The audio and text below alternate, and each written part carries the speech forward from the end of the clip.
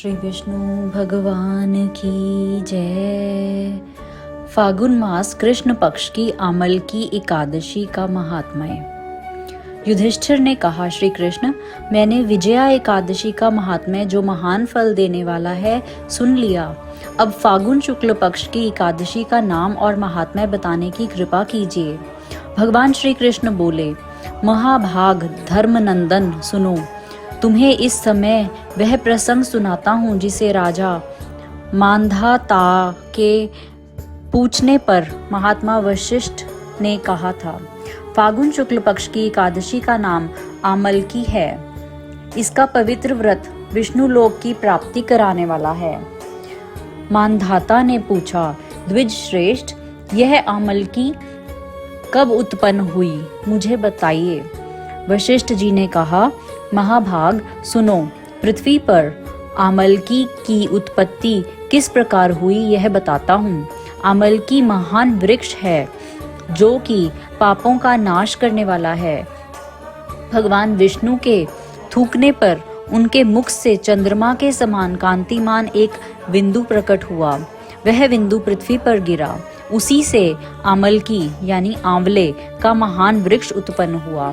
यह सभी वृक्षों का आदिभूत कहलाता है।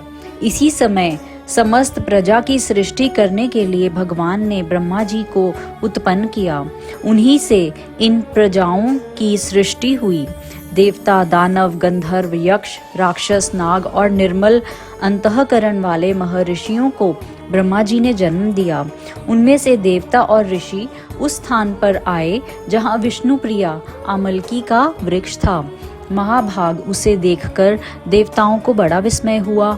वे एक दूसरे पर दृष्टिपात करते हुए उत्कंठता पूर्वक उस वृक्ष की ओर देखने लगे और खड़े खड़े सोचने लगे कि लक्ष पाकर आदि वृक्ष तो पूर्व कल्प की ही भांति हैं, जो सबके सब हमारे परिचित हैं, किंतु इस वृक्ष को हम नहीं जानते। उन्हें इस प्रकार चिंता करते हुए आकाशवाणी हुई, महर्षियों, यह सर्वश्रेष्ठ आमलकी का वृक्ष है जो विष्णु को प्रिय है।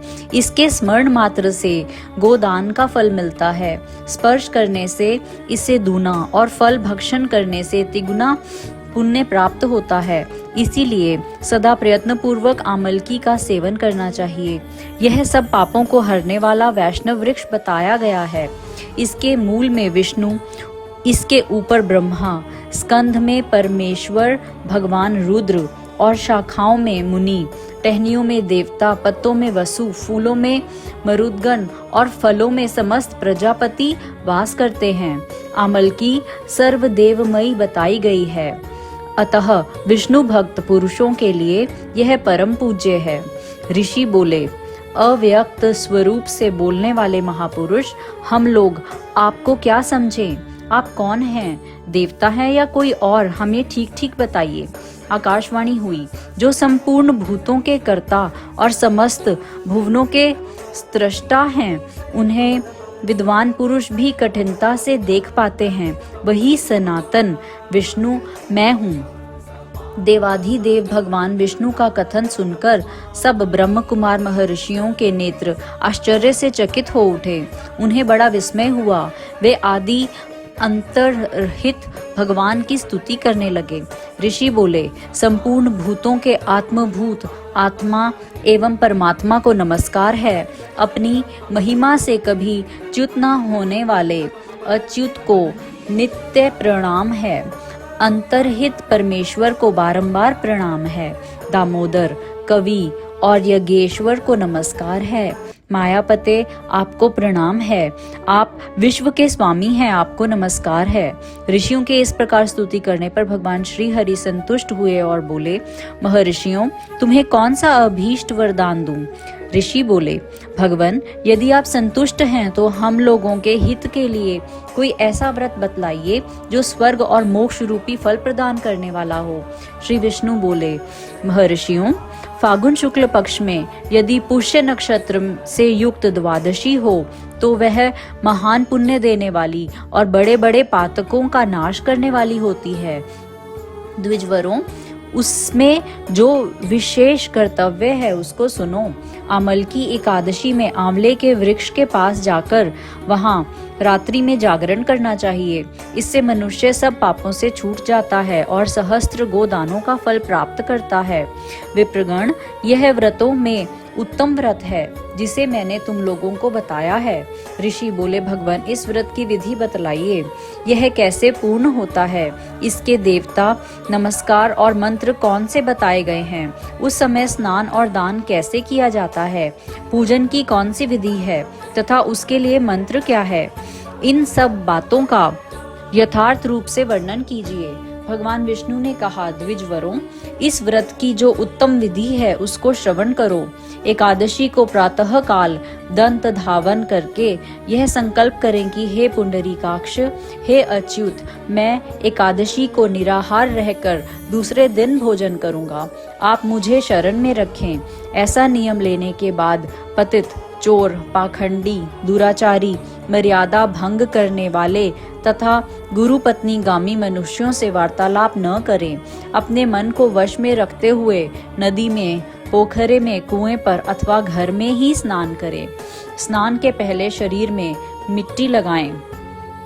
वसुंधरे, तुम्हारे ऊपर अश्व और रथ चला करते हैं तथा वामन अवतार के समय भगवान विष्णु ने भी तुम्हें अपने पैरों से नापा था। मृत्तिके, मैंने करोड़ों जन्मों में जो पाप किए हैं, मेरे उन सब पापों को हर लो। जल की अधिष्ठात्री देवी माता, तुम संपूर्ण भूतों के लिए जीवन हो, वही जीवन जो स्वेदज और उद्भिज जाति के जीवों का भी रक्षक है।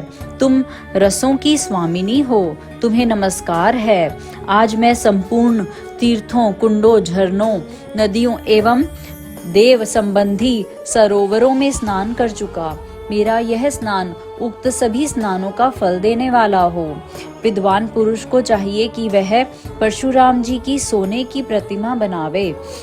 प्रतिमा अपनी शक्ति और धन के अनुसार 1 या आधे मासे सुवर्ण की होनी चाहिए। स्नान के पश्चात घर आकर पूजा और हवन करे। इसके बाद सब प्रकार की सामग्री लेकर आंवले के वृक्ष के पास जाएं।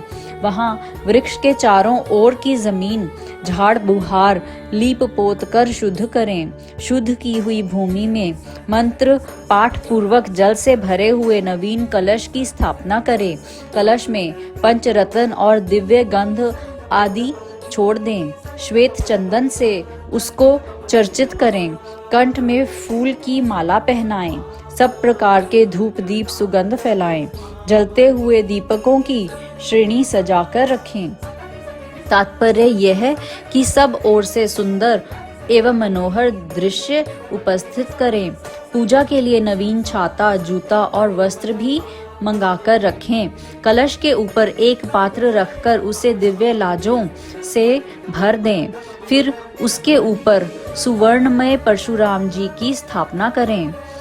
विशोकाय नमः कहकर उनके चरणों की, विश्वरूपिणे नमः से दोनों घुटनों की, उग्राय नमः से जांघों की, दामोदराय नमः से कटी भाग की, पद्मनाभाय नमः से उदर की, श्री वत्सधारिणे नमः से वक्षस्थल की, चक्रिणे नमः से बाएं बाह की, गदिने नमः से दाहिनी बाह की, वैकुंठाय नमः से कंठ की, यज्ञ मुखाय नमः से मुख की, विशोक निधय नमः से नासिका की, वासुदेवाय नमः से नेत्रों की, वामनाय नमः से ललाट की और सर्वात्मने नमः से संपूर्ण अंगों तथा मस्तक की पूजा करें। ये ही पूजा के मंत्र हैं। तदंतर भक्ति युक्त चित्त से शुद्ध फल के द्वारा देवाधिदेव परशुराम जी को अर्घ्य प्रदान करें और कहें, देव देवेश्वर जन्मदग्नि नंदन श्री विष्णु स्वरूप परशुराम जी, आपको नमस्कार है, नमस्कार है। आंवले के फल के समान दिया हुआ मेरा यह अर्घ्य ग्रहण कीजिए। तदंतर भक्ति युक्त चित्त से जागरण करें। नृत्य, संगीत, वाद्य, धार्मिक उपाख्यान तथा श्री विष्णु संबंधिनी कथा वार्ता आदि के द्वारा वह रात्रि व्यतीत करें। उसके बाद भगवान विष्णु के नाम ले लेकर आमलकी वृक्ष की परिक्रमा 108 या 28 बार करें। फिर सबेरा होने पर श्री हरि की आरती करें। ब्राह्मण की पूजा करके वहाँ की सब सामग्री उसे निवेदन कर दे। परशुराम जी का कलश, 2 वस्त्र, जूता आदि सभी वस्तुएं दान कर दें और यह भावना करें कि परशुराम जी के स्वरूप में भगवान विष्णु मुझ पर प्रसन्न हों। तत्पश्चात अमलकी का स्पर्श करके उसकी प्रदक्षिणा करें और स्नान करने के बाद विधि पूर्वक ब्राह्मणों को भोजन कराएं। तदंतर कुटुंबियों के साथ बैठकर स्वयं भी भोजन करें। ऐसा करने से जो पुण्य होता है वह सब बतलाता हूँ, सुनो। संपूर्ण तीर्थों के सेवन से जो पुण्य प्राप्त होता है तथा सब प्रकार के दान देने से जो फल मिलता है वह सब उपर्युक्त विधि के पालन से सुलभ होता है। समस्त यज्ञों की अपेक्षा भी अधिक फल मिलता है, इसमें तनिक भी संदेह नहीं है। यह व्रत सब व्रतों में उत्तम है, जिसका मैंने तुमसे पूरा वर्णन किया है। वशिष्ठ जी कहते हैं, महाराज, इतना कहकर देवेश्वर भगवान विष्णु वहीं अंतर्ध्यान हो गए।